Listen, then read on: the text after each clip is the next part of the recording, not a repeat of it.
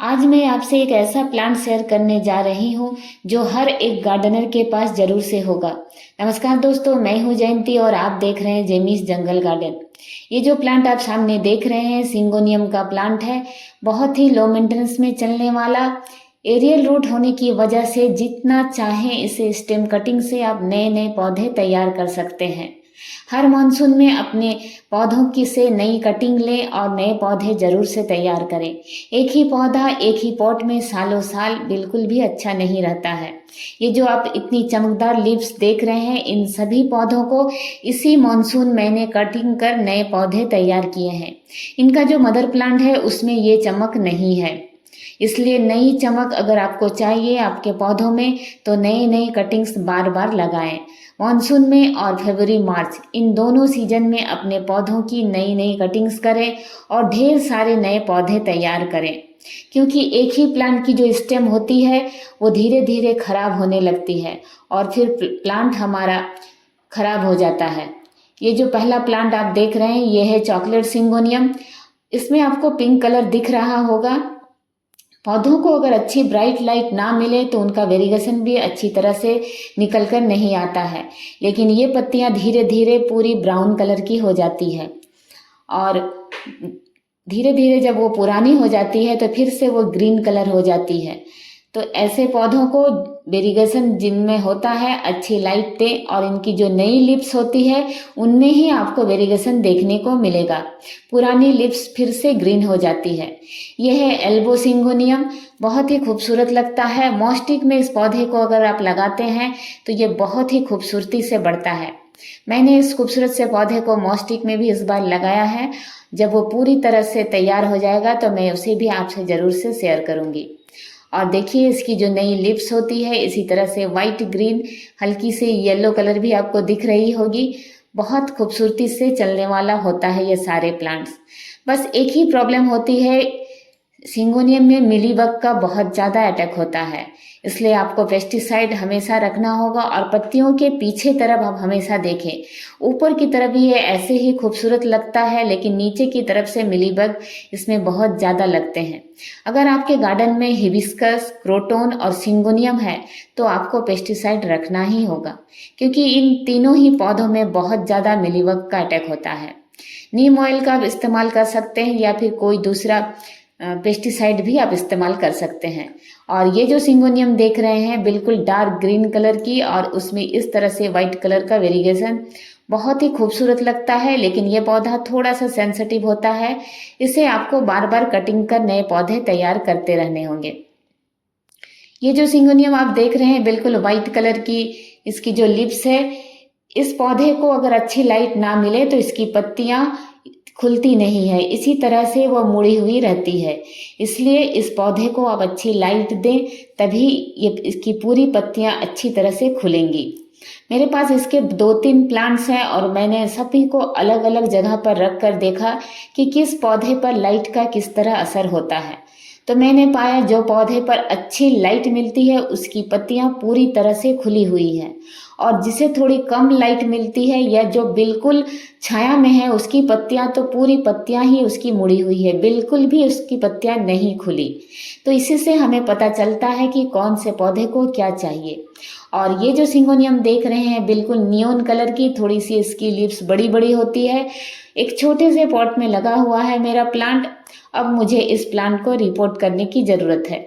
मुझे सिंगोनियम की ये वैरायटी सबसे ज़्यादा पसंद आती है, क्योंकि इसकी लीव्स भी बहुत खूबसूरत चमकदार, और देखिए बीच में एक पिंक कलर का आपको एक लंबी सी धारी दिख रही होगी, और इसकी कटिंग्स बहुत ही आसानी से लग जाती है। सिंगोनियम की सभी जितनी भी मैंने अभी शेयर किए सभी को कटिंग से बहुत आसानी से लगाया जा सकता है, लेकिन ये जो प्लांट है ये लंबाई में थोड़ा जल्दी बढ़ता है, जिससे आपको बहुत सारी स्टेम मिल जाती है कटिंग्स कर नए पौधे तैयार करने की। और अगर आप चाहें तो हैंगिंग बास्केट में भी इन सुंदर पौधे को लगा सकते हैं। अगर आपको मेरे ये वीडियोस पसंद आते हैं तो प्लीज़ मेरे चैनल को लाइक, शेयर और सब्सक्राइब करना ना भूलें, और मुझसे जुड़े रहने के लिए बेल आइकन को भी प्रेस करें। मेरे ये वीडियोस आपको कैसे लगते हैं ये भी मुझे कमेंट्स कर बताएंगे तो मुझे बहुत अच्छा लगेगा। और आप भी सिंगोनियम की बहुत सारी वैरायटी को लगा सकते हैं। बस आपको पेस्टिसाइड हमेशा घर में रखना पड़ेगा। समय समय पर पौधों की पत्तियों के नीचे तरफ स्टेम में देखिएगा, ऊपर की तरफ बिल्कुल ये सुंदर रहता है और नीचे की तरफ से इसमें पेस्ट का अटैक होना शुरू हो जाता है। इसलिए पौधों को पत्तियों को हटाकर नीचे की तरफ से जरूर से देखा करें। और ये है पिंक सिंगोनियम। इसे जब मैं नर्सरी से लेकर आई थी तो ये बिल्कुल डॉर्फ वैरायटी का पिंक सिंगोनियम था। अब इसकी वैरायटी किस में बदल गई मुझे खुद नहीं पता चल रहा है। देखिए, पौधों को अच्छी लाइट और अच्छी मिट्टी मिलने से पौधों का वेरिगेशन, उनका साइज सब कुछ बदल जाता है। बिल्कुल इसकी छोटी छोटी सी लिप्स थी। उन्होंने मुझे कहा था ये डॉर्फ सिंगोनियम है। अब ये किसी भी तरह से डॉर्फ सिंगोनियम लग नहीं रहा है, लेकिन वेरिगेशन इसमें अभी भी पिंक कलर बना हुआ है।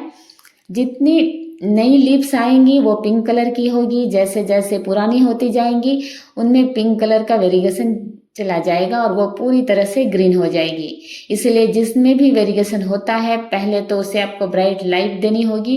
दूसरा, नए पौधे बार बार आपको तैयार करते रहने होंगे, नहीं तो सिर्फ ग्रीन कलर ही आपकी बची हुई रहेगी, वेरिगेशन आपको नहीं दिखाई देगा। इसलिए हर वेरिगेशन प्लांट के साथ आपको ऐसा ही करना होगा। और ये जो सिंगोनियम देख रहे हैं ये भी डॉर्फ वैरायटी की है। इसे मैंने इसी बार नर्सरी से लेकर आई हूँ। अब देखती हूँ मेरे गार्डन में ये इसी तरह रहता है कि इसकी भी पत्तियाँ बड़ी हो जाती है। मुझे समझ में नहीं आता है, मैं डॉर्फ लेकर आती हूँ और उसकी भी पत्तियाँ हाथी की कान की तरह बड़ी बड़ी क्यों हो जाती है। ऐसा मैं आखिर इनको क्या देती हूँ। यकीन मानिए, मैं अपने पौधों को कोई भी फर्टिलाइजर नहीं देती हूँ। बस एक दो ही काम करती हूँ। हमेशा नई कटिंग्स तैयार करती हूँ मॉनसून में और फरवरी मार्च में। जब भी कटिंग्स लगाती हूँ एक अच्छी सी मिट्टी में लगाती हूँ।